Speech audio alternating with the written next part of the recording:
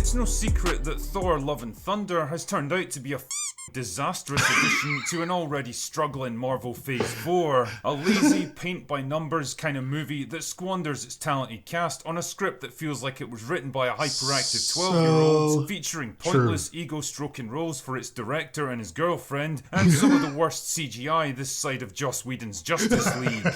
But the more I think about this turd of a movie, the more I realise that it actually offers a pretty interesting opportunity to compare two scenes from the same director, which perfectly illustrate why one movie worked pretty well and the other failed miserably. And just to make sure that we're all on the same page, let's first consider what the a scene actually is, how it's defined, and what purpose it serves. Let's learn. Well, at its most basic level, a scene is an event or interaction usually taking place within a constrained time period or physical location and involving one or more characters saying or doing things.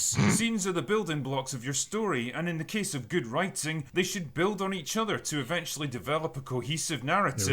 Scenes can be used for lots of different things, and there's no absolute rules on what can and can't be done, but generally speaking, they fall into three main categories. 1. Advancing the plot. This is the simplest and most obvious purpose for any scene. Basically, something happens which moves the story forward in some way. 2. Character development. The scene provides an insight into the personality, backstory, or perspective of one or more of its characters. 3. World building. The scene tells you a bit more about the world the characters are part of, its history, its rules, or the general state of affairs. At a bare minimum, a scene should accomplish at least one of these things to be considered a worthwhile addition to the story. If it manages to do two of them effectively, then I consider it a well-written scene that obviously had a bit of thought put into it. And if it manages to do all three without feeling forced or contrived, then that right there is the hallmark of some pretty talented writing. Very true. Anyway, keep this in mind as we begin our little analysis, because it's going to be important. You got that? Everybody got that? So first up, we're going to take a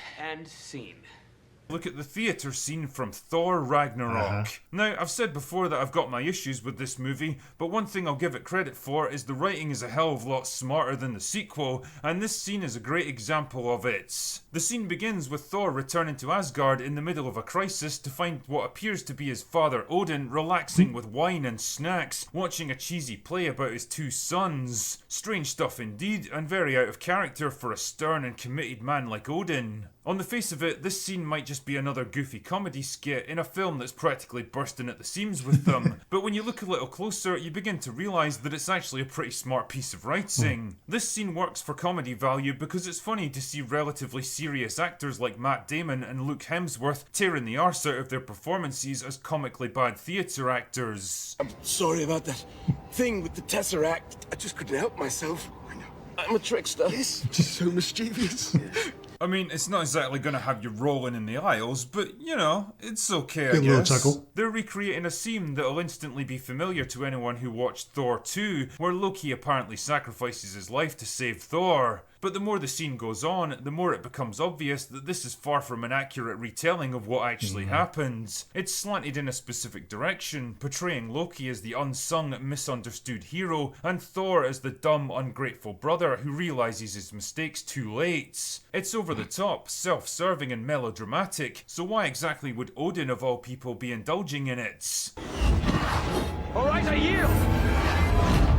Suddenly it all makes sense, and it perfectly lines up with Loki's self-absorbed, narcissistic personality. Like any good narcissist, he sees himself as the flawless, tragically misunderstood hero of his own story, and naturally he wants everyone else to see him the same way. That's all he's ever tells wanted. us a great deal about Loki as a character, not just in how he sees himself, but also how he views previous events and the world around him. This also serves as setup for the eventual payoff at the end of the movie, when Loki chooses to set aside his own personal ambition to do the right thing and help his brother. And even better, when he gets unmasked for his true identity, it also serves to move the plot forward by ultimately reuniting both brothers with their father Odin, who's been abandoned on Earth. It accomplishes 4 different things all at the same time. 1. Advancing the plot to a major event that will set the rest of the story in motion. 2. Giving us an insight into at least one major character and setting up a character arc with a satisfying payoff at the end.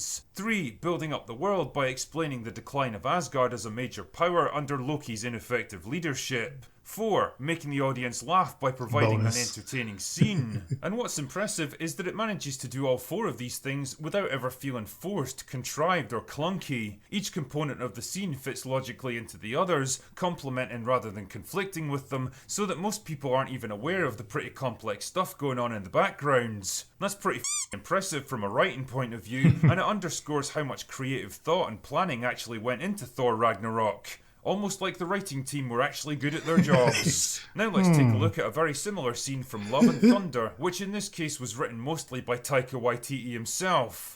I wonder how that'll compare. Again, it's a theatrical play being put on by the same characters, this time on Earth, playing mostly to an audience of human tourists. In this scene, it's covering one of the key moments in Ragnarok when Odin has one final conversation with his sons before peacefully passing on, and in return releasing Hela back into the real worlds. On the surface, it's the same hammy acting and cheesy improvised special effects, but the difference here is in what the scene actually accomplishes from a writing point of view. All that clever mechanical stuff that's supposed to be going on in the backgrounds. The previous play was a humorous insight into the mind and motivations of the man behind it, a stepping stone to major plot revelations, and a useful piece of world building. This time the play serves no purpose at all. It wasn't commissioned by anyone in particular, it's just the actors putting on a show for tourists, so it loses out on one major writing objective right off the bat. But what about the other 2 objectives? Well, it doesn't move the plot forward, that's for sure. There's no major events which are triggered by this scene or logically follow on from it. It's just a standalone thing which happens for a couple of minutes. You could easily delete it from the film and the rest of the story would carry on exactly as before. A lot of scenes if I in had this to be movie. super generous, I'd say that it at least tries to explain how Thor's hammer got broken in the previous movie, which kind of feeds into the next scene with Jane looking over the broken pieces as a museum exhibit. But again, it's just not necessary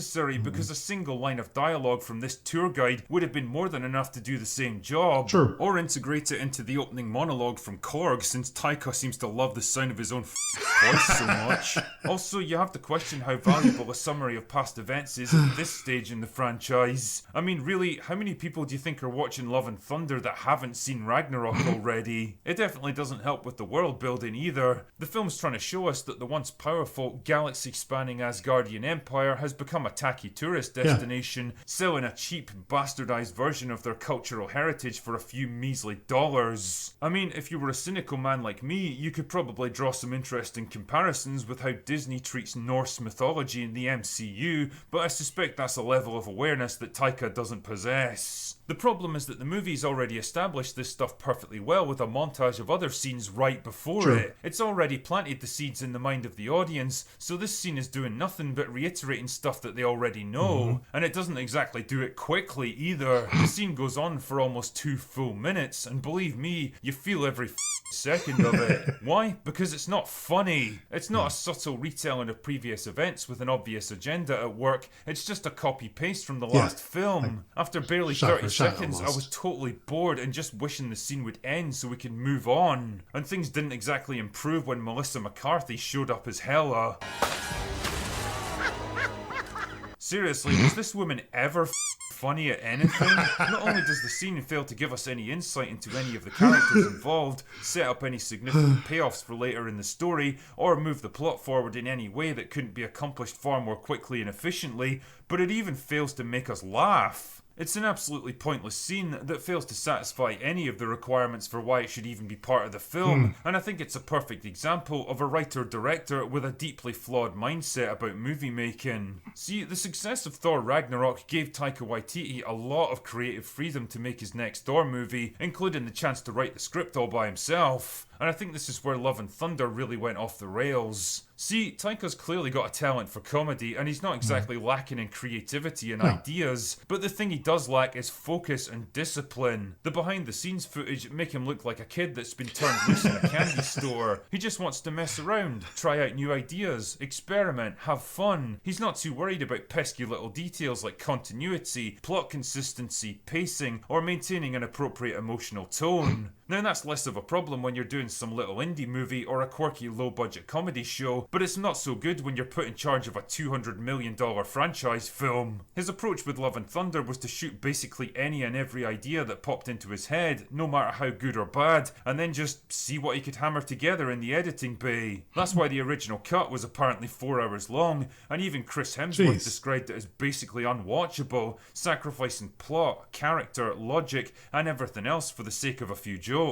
Now, I don't doubt that Taika Waititi is a creative guy, but he's definitely a director that needs oversight and level-headed people around to curb his wilder instincts, and that's the thing that was sorely lacking here. He wrote the theatre scene because it was a funny callback to a well-received scene from the last movie, without really considering why it worked so well last time around. He wanted the payoff, the cheap and easy laughter, the quick dopamine hit, without doing any of the work needed to make it successful. It demonstrates only the most basic, surface-level understanding of what made the scene function, and really it's pretty emblematic of his entire approach to Love and Thunder. It was a low-effort, low-intelligence, undisciplined production put together by a man that had started to buy into his own hype, confident in his own abilities, and too complacent to push himself to do anything better.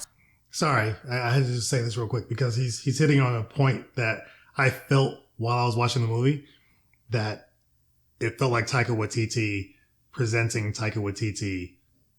Thor. Oh, that just hit my head. I had to say it real quick. Sir, that's why he hasn't been asked back for Thor 5. And if nothing else, it should probably serve as a lesson to most aspiring filmmakers about how not to put a movie together. Anyway, that's all I've got for today. Go away now. I guess I could have just held on to that till the end. I thought we had a little more time together. Drinker, sorry. It's funny. This movie, it's been tough for me to rewatch it. I haven't rewatched it since I saw it in theaters, and my boys want to watch it, and I'll watch it with them. But yeah, this is one that I left the theater. Me and my wife went and saw it, and we both left talking about it, and we just felt kind of, I don't know, like we needed to do something else fun. I felt about this movie kind of similar to how I felt about Justice League or Batman v Superman. When I first went and saw Batman v Superman, I left the theater, and I just felt empty. And it was the same thing with this movie. It did nothing for the MCU as a whole. It did some things for Thor, the character, like he's a dad now. Like there's different things there, but it didn't really do anything for the MCU as a whole. I feel the same way about this movie. And I think I said this in the pitch meeting reaction, which you could check out right up there. But in the pitch meeting reaction, I talked about how I kind of put this in the same vein as Eternals. I don't care about that movie. It doesn't really exist to me. This one, in a similar way, doesn't exist. There's some moments in here that are like, oh, that's cool. But nothing about it, nothing about the action, nothing about the story, nothing about any of the character moments lead me to have to add this into the MCU timeline. And maybe something will happen down the line, like in Thor 5, where it does actually matter, or it does affect other things in the MCU, or it affects characters in a bigger way. Overall, this movie, it did do what Phase 4 has been doing overall, which I think has been focusing really hard on just characters, like the character, what these characters are going through, whether they're brand new characters or original characters. So it did continue that, and it put Thor in a different spot going into his next movie. We'll see what happens there, but it just wasn't that interesting. And there was a few funny moments. I laughed at the goats. It was funny.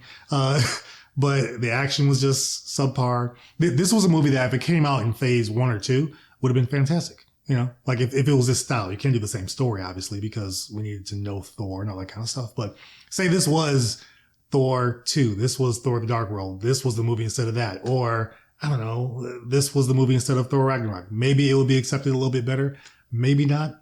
But I like how the drinker breaks down the scene because... at least the two scenes. He did two scenes from the same movie. I know Screen Culture, they'll do like a scene or talk about two different movies and scenes that worked in each of those movies and why one worked and one didn't. But it's two different movies for two different characters, superhero characters. Those are great videos too. I gotta watch more of those. But this one, he did two scenes for the same character, two different movies, but the same character, Thor. And Thor Ragnarok is a much better movie in comparison to this. I even said that during the trailer reaction, I think, when I watched the trailer for Thor Love and Thunder. The reaction, or at least the trailer for Ragnarok, is so much better. It just has a better payoff. In this movie, it feels like they were trying to do the same thing, and it just didn't work at all for me. So I thought watching the movie would be a better experience, and it starts out fantastic. Has one of the best openings of an MCU movie. Like, you don't think you're watching an MCU movie because Christian Bale's great. but then they just forget that he's in the movie and they do their own thing. And it's just very much not focused on what it should be focused on in this film. So again, I don't really care for the movie. I will watch it again at some point with my boys because they want to watch it. But this is one I just don't really care about. So that's just where I am with that one. Really like this video though. Let me know your favorite part from this. Do you have the same thoughts on this movie? Did you like it more than Ragnarok? Did you not like it at all? Or you like Ragnarok better? Or just where do you place this one amongst the 4 Thor movies? He is the first character to get 4 movies amongst the original Avengers. So I mean that part's cool, but it's like they could have done so much better. So that's just where I'm at. Thanks for watching. Hope you guys enjoyed this one. Another drinker video, Critical Drinker. He's awesome. I love his videos. Hopefully you enjoyed it. If you're a member, subscriber, or watcher, thanks so much for the support. If you're a watcher, hit that subscribe button down below. Only takes a second and it's free. So appreciate you guys. I will see you guys as always on the next video. Take care.